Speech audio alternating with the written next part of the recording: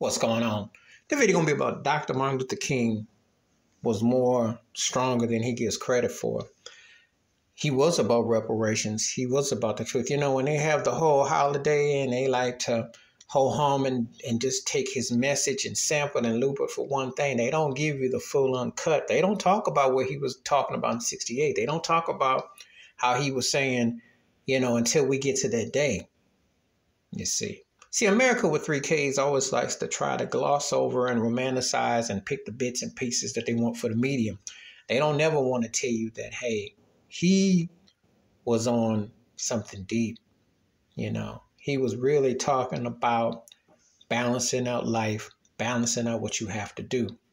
He wasn't going on about, you know, kumbaya and looking the other way and not getting compensated, because that's what a lot of people don't want to talk about. They like to think that, well, you're here, you should tolerate the injustice, you should tolerate over 400, 500 years of second-class citizenship, Jim Crowism, separations from school, education, police brutality, racism, etc. He spoke out about all of it, and he was about reparations. And that's the part of Dr. King that they don't talk about. He wasn't soft and docile. He came from a very spiritual perspective. Let me tell you something. To humble yourself and to be peaceful is tougher than to ball up your fist. Because let me tell you why. Because you have to be a thinking person. You don't beat your enemies and your detractors and your haters with trying to throw your fist. You have to know how to talk. You have to know how to walk. You don't have to know how to balance the worlds out. Dr. Martin Luther King Jr. did that. There has not been another honorable president, vice president, or government figure that's in those United States that's touching that man. They know it. They know it. Yeah, I said it.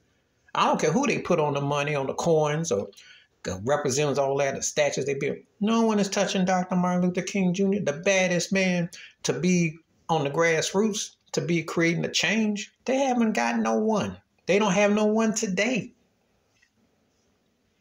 Not like that.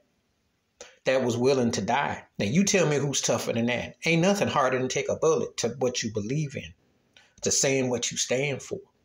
See, people can talk about this and that. Hey, that man took it. There are other great African Americans, black leaders, and they get their flowers too.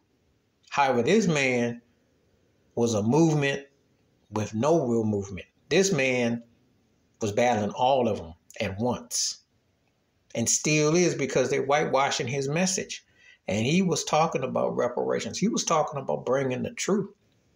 He sure as heck wasn't going to have schools being whitewashed and turning off the downplaying and having simple, old fossil Archie Bunker type white boys like Joe Biden and Donald Trump try to whitewash and sugarcoat and downplay what he was about. Because they can stand there with a reef and grin and talk about what they've done for black folks and all that.